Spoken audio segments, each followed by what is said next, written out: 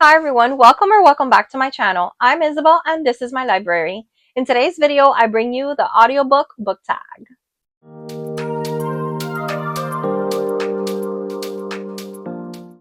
I'd like to start today's video by thanking Jackie from the Reading Wordsmith for tagging me in today's video. So this book tag is all about audiobooks. And it's no surprise to you if you're a follower of my channel that I am a big fan of audiobooks. So I'm incredibly excited to share the tag with you guys. Question number 1 is, do you listen to audiobooks? If not, why not? So yes, I listen to audiobooks, and the reason why is because they allow me to read more books. There are so many times that I wish I could be reading all the time. And it's difficult because we have lives to live, we have to drive places, we have to shower, we have to cook, we have to get our little workout in. And those are all, for me, sometimes missed opportunities to be able to read. So audiobooks allow me the opportunity to continue reading whatever book I'm working on when I physically can't sit down and stop for a second and read with my eyeballs on the page. So that is the main reason I go to audiobooks, because they just allow me to reach all of my reading goals.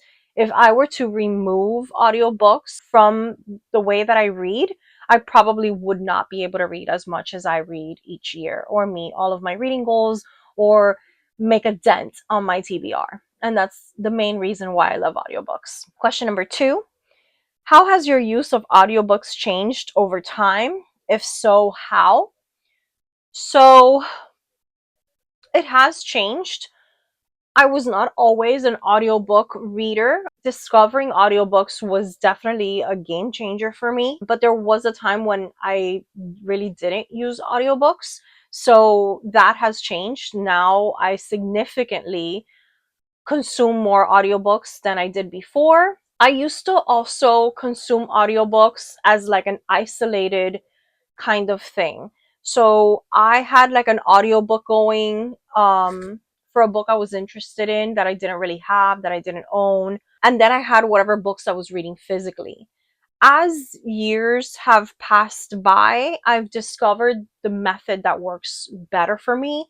And that's pretty much whatever book I'm reading physically, I always make sure that I have accessible to me the audiobook, so that when I have to stop reading physically, I can on the go continue my reading experience of that same book. So it used to be like two separate entities for me, and now it's more of I read the same book in various forms. Question number 3, how do you choose which book will be read versus listened to? And I guess this question ties into what I was explaining earlier. So for my TBRs, when I create my TBR for the month, the first thing that I do, and some of you might have seen this already if you watch my journaling videos, you might have seen on my physical TBR how on the side, a lot of times I'll put the source of the audiobook. So if I have these 15 books on my list for this month that I want to read, right at the beginning of the month when those books are part of my TBR, I start searching for the audiobook versions of them. My first go-to is always Everand, which used to be Scribd. I do have a subscription to that and I absolutely love it. So I look there first to see if it's available. If it's not available there, then I immediately go to Libby and I place a hold for it. There's always usually a hold for whatever book I'm looking for on Libby. And in the rare case that it is not available on Everand and my Libby app does not have it either, then I go to my third source, which is Audible.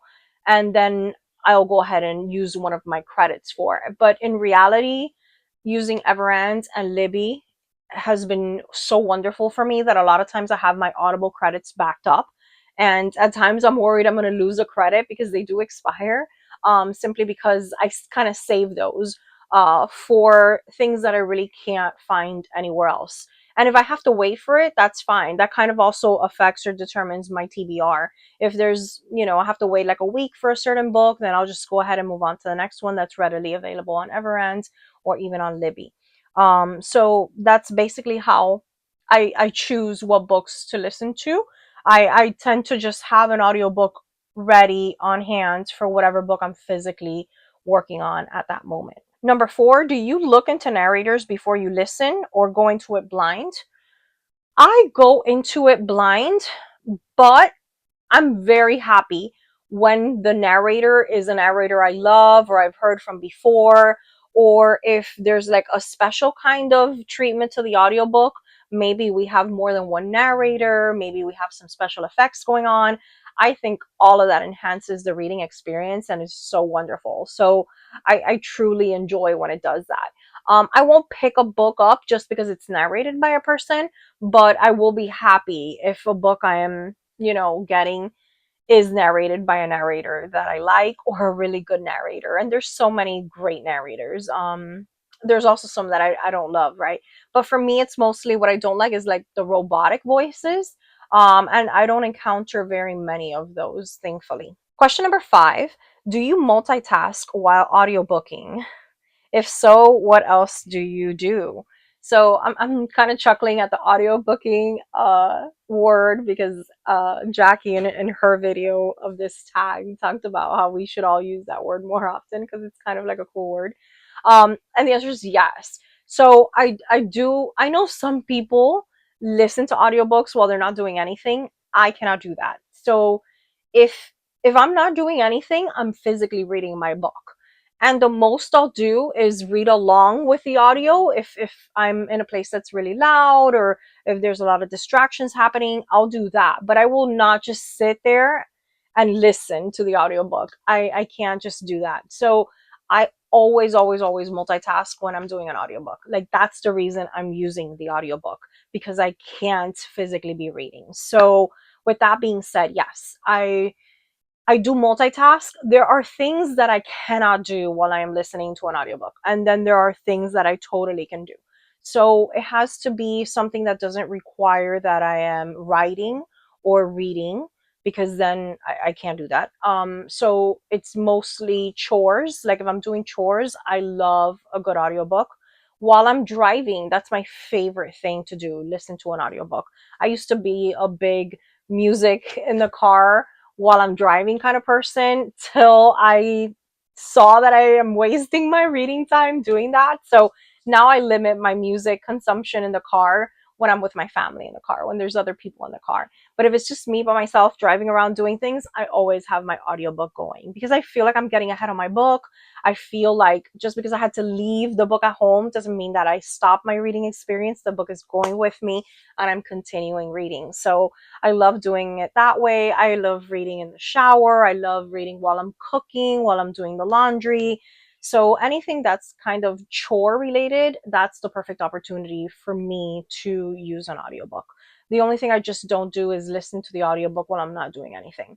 Um, the most I'll do is if I'm playing like a game on my iPad or on my Switch, and it's a game that's just me doing little things like a cozy game or a farming simulator kind of game that I'm just like picking up my crops or visiting my neighbors. If it's a game like that, then I will have the audiobook going and I can do both at the same time.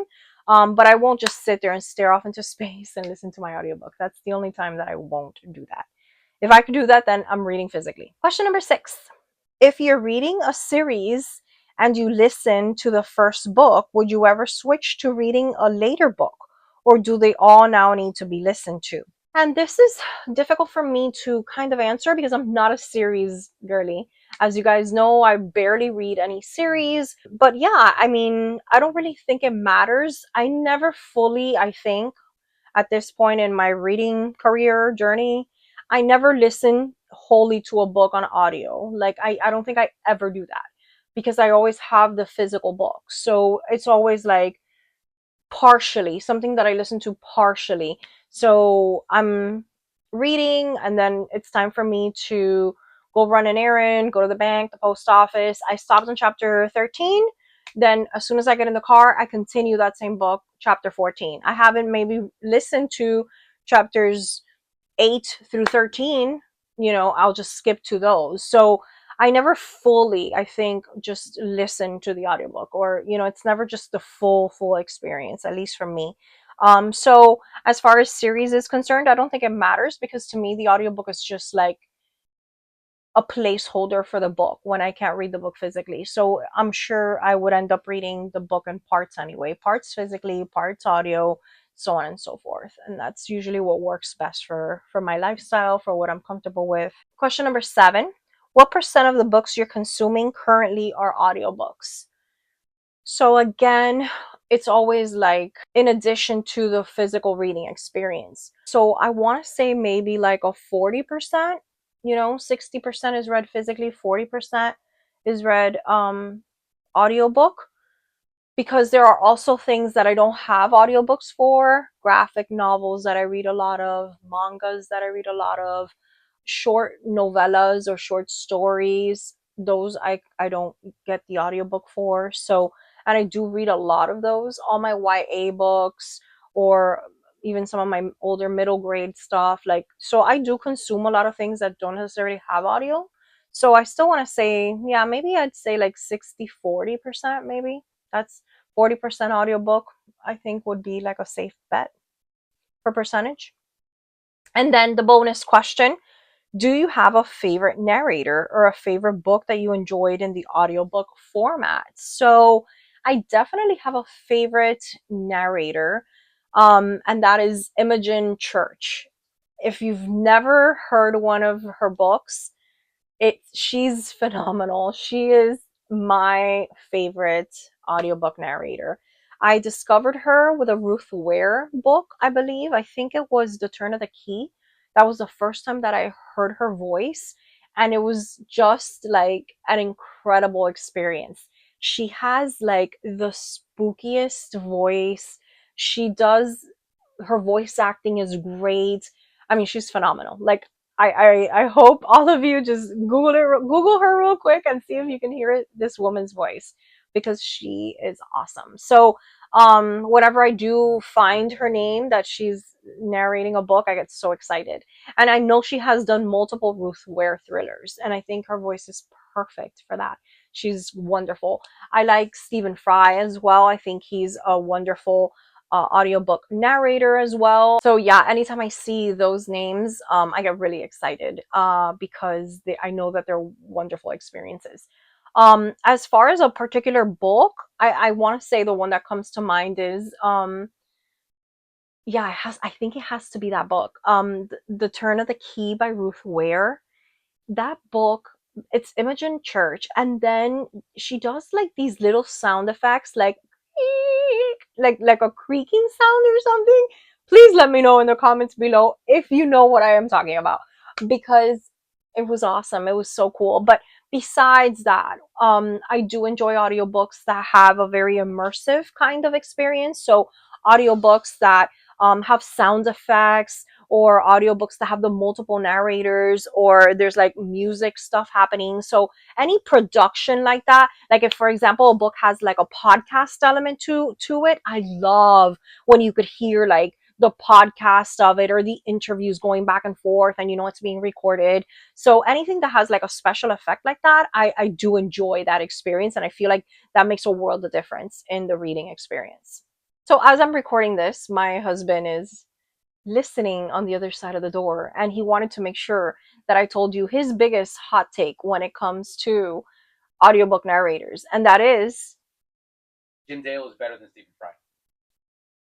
Do with that information what you will. Yeah. Let us know in the comments below if you agree with his hot take.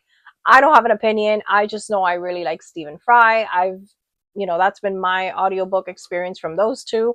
So you heard it from him.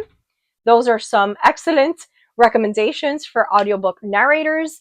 And this tag was so much fun for me to do because I do see the value of audiobooks. I think there's a space for audiobooks. I think if you've never given it a try, you should. I do know that a lot of people say they can't concentrate, and I understand that, because when I first started, I did not actually start with audiobooks. My first audio kind of experience was through podcasts, and I found myself rewinding and rewinding, and I said to myself, I don't think I could ever do this. Like I don't have the attention span to do this. And it got easier, and it got easier, and I learned to pay attention to what I'm listening to, and to kind of be a better listener. I guess this has taught me to be a better listener. Audiobooks have taught me to be a better listener. So I encourage you to try. If you never have, just give it a shot. You might like it, and it definitely enhances your reading experience in a lot of cases, and it definitely helps you tackle your TBR if that's something that you want to do. So thank you guys so much for watching this video. Please please subscribe to my channel so that we can continue connecting. I will tag a couple people down below if I did not tag you because I don't know you yet, or you haven't met, or I haven't been watching your channel. Please consider yourself tagged if you want to do this. I would love to hear what your opinions and experiences with audiobooks have been. Tag me in your video as well so that I can watch it and we can connect. I will catch you in the next one. Bye!